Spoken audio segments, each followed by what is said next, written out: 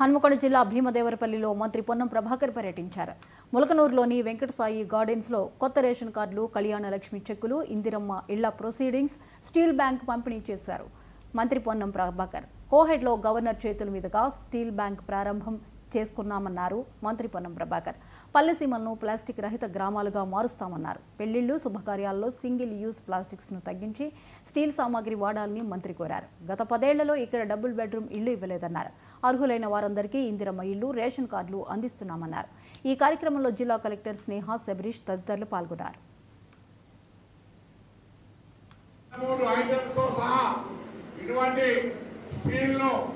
పర్యావరణము కాలుష్యాన్ని నివారించి ప్లాస్టిక్ నిషేధించుకొని ఆరోగ్యాలు కాపాడుకోవడానికి నిన్ననే రాష్ట్ర గవర్నర్ గారితో కోహెడలో ప్రారంభించుకున్నటువంటి దానిలో భాగంగా ఇక్కడ 44 మహిళా సంఘాలుంటే మొదటి దశ 21 ఇస్తా ఉన్నాం. 10-12 రోజుల్లో మిగతా 23 సంఘాలకు కూడా ఇట్లనే కార్యక్రమం పెట్టి తొందరలో వాళ్ళ ఊర్లలో ఇవ్వడం జరుగుతుంది. అవి మహిళా సంఘాలు వాటికి ఈ రోజుకి యజమానులు. వారు మీ ఇంట్లో ఊర్లలో ఎక్కడ కార్యక్రమం జరిగినా వాటిని విధిగా వారికి ఇచ్చి వాడుకోమని తిరిగి క్లీన్ చేసి మీకు ఇచ్చేంత వరకు కొంత నామినల్ ఛార్జ్, మెయింటెనెన్స్ ఛార్జ్ చేసి వాటిని నిరంతరంగా ప్రజల్లో వాడుకునే విధంగా సౌకర్యంగా కలగజేయమని చెప్పి నేను అక్కా చెల్లెలైన మహిళా సంఘం అందరూ కూడా కోరుతా ఉన్నా.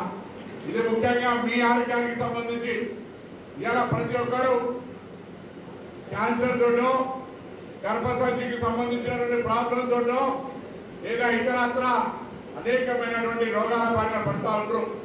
కారణం త్రాగునీటి కాలుష్యం ఒకటైతే ప్లాస్టిక్ వాడకం అనేటువంటిది చాలా పెద్ద కారణం. మనకు తెలియదు.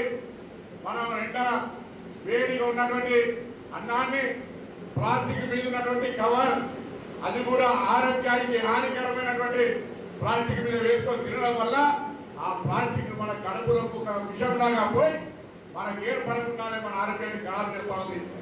అందుకే ఈరోజు అందరూ కూడా స్టీల్ను వాడండి, లేదా మోతుగా గిత్తాలు వాడండి, లేదా ఇంకా ఏ పద్ధతి అయినా మంచిదే, కానీ ప్లాస్టిక్ వాడ. పల్నాడు జిల్లా వినుకొండ